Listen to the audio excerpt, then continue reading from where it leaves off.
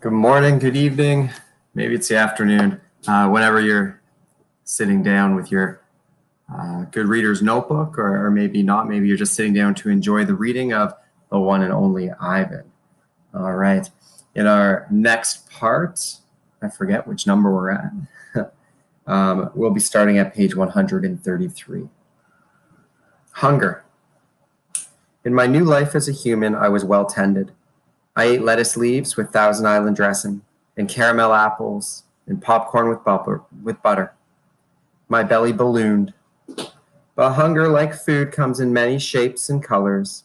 At night, lying alone in my poo pajamas, I felt hungry for the skilled touch of a grooming friend, for the cheerful grunts of a play fight, for the easy safety of my nearby troop foraging through the forest. Remember what happened to Tag, I told myself. Don't think about the jungle. Sometimes I lay awake, wishing for the warmth of another just like me, asleep in the night, asleep in a night nest of tender prayer plant leaves. I like having sips of soda poured into my mouth, like a bubbling waterfall, but every now and then I long to search for a tender stalk of arrowroot, to feel the tease of a mango just out of reach. Still life. One day, Helen came home with something large, flat, wrapped in a paper brown bag. Look what I bought today, she said excitedly as she tore off the paper. A painting to go over the living room couch. Fruit in a bowl, Max said with a shrug. Big deal. This is fine art. It's called a still life, Helen explained, and I think it's lovely. I dashed over to examine the painting, marveling at the colors and shapes. See, said Mac's wife, Ivan likes it. Ivan likes to roll up poop and throw it at squirrels, Mac said. I couldn't take my eyes off the apples and bananas and grapes in the picture. They looked so real, so inviting, so edible. I reached out and touched a grape. Helen slapped my hand. Bad boy, Ivan. Don't touch. She jerked her thumb at Mac. Honey, go get a hammer and a nail, would you?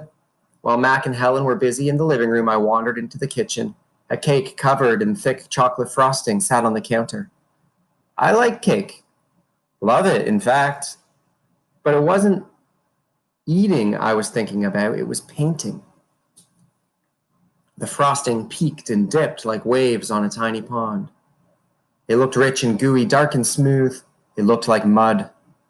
I scooped up a handful of the frosting. I scooped up another. I headed to the refrigerator door. It was perfect, an empty, white, waiting canvas.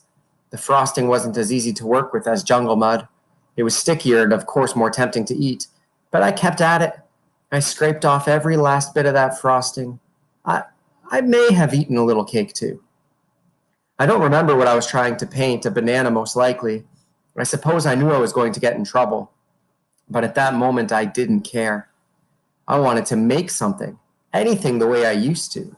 I wanted to be an artist again. Punishment. I soon learned that humans can screech even louder than monkeys. After that, I was never allowed in the kitchen. Babies. Back in those days, the Big Top Mall was smaller. It had a pony ride, a wooden train that bustled around the parking lot, and a few bedraggled parrots, and a surly spider monkey. But when Mac brought me a baby gorilla dressed in a crisp tuxedo, the mall, everything changed. People came from far and wide to have their pictures taken with me. They brought me blocks. And a toy guitar. They held me in their laps. Once I even held a baby in mine. She was small and slippery. Bubbles flowed from her lips. She squeezed my finger. Her rear was puffy with padding. Her legs bowed like bent twigs. I made a face. She made a face. I grunted. She grunted. I was so afraid she would fall that I squeezed her tightly, yet her mother yanked her away. I wonder if my mother ever worried about dropping us. We always held on, but that's easier to do when your mother is furry. Human babies are an ugly lot, but their eyes are like our babies' eyes, too big for their faces and for the world.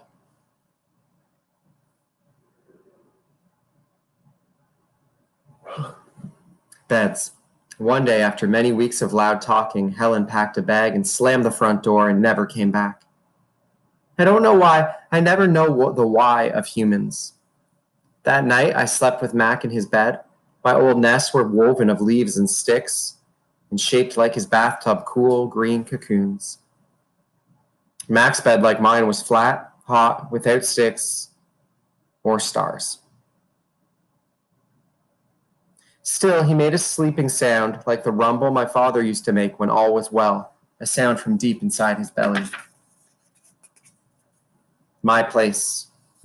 Mac grew sullen. I grew bigger. I became what I was meant to be, too large for chairs, too strong for hugs, too big for human life. I tried to stay calm and move with dignity. I did my best to eat daintily, but human ways are hard to learn, especially when you're not a human. When I saw my new domain, I was thrilled.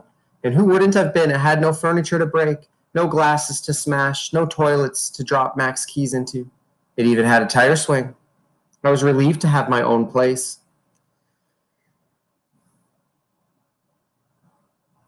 Somehow I didn't realize I'd be here quite so long. Now I drink Pepsi, eat old apples, watch reruns on TV. But many days I forget what I am supposed to be. Am I a human? Am I a gorilla? Humans have so many words, more than they truly need. Still, they have no name for what I am. 9,876 days. Ruby is finally asleep. I watch her chest rise and fall. Bob, too, is snoring. But my mind is still racing. Perhaps for the first time ever, I've been remembering. It's an odd story to remember, I have to admit. My story has a strange shape, a stunted beginning, and endless middle. I count all the days I've lived with humans. Gorillas count as well as anyone, although it's not a particularly useful skill to have in the wild. I've forgotten so many things, and yet I always know precisely how many days I've been in my domain.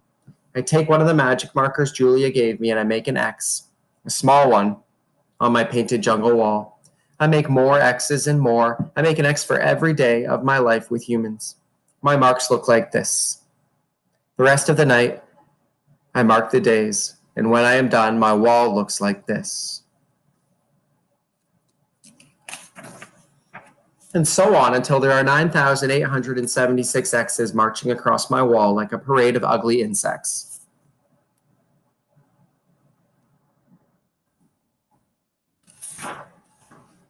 A visit.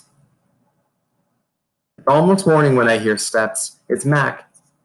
He has a sharp smell. He weaves as he walks. He stands next to my domain. His eyes are red. He is staring at the window at the empty parking lot. Ivan, my man, he mumbles. Ivan? He presses his forehead against the glass. We've been through a lot, you and me. A new beginning. We don't see Mac for 2 days. When he returns, he doesn't talk about Stella. Mac says he is anxious to teach Ruby some tricks. He says the billboard is bringing in more visitors. He says it's time for a new beginning. All afternoon and into the evening, Mac works with Ruby. Ruby's feet are looped with rope so she cannot run. A heavy chain hangs off her neck. Mac shows her Stella's ball, her pedestal, her stool. He introduces her to Snickers. When Ruby obeys, Mac gives her a cube of sugar or a bit of dried apple. When she doesn't, he yells and kicks at the sawdust. When George and Julia arrive, Mac is still training Ruby. Julia sits on a bench and watches them. She draws a little, but mostly she keeps her eyes on Ruby. Bob watches too. He's hiding in the corner of my domain under knot tag.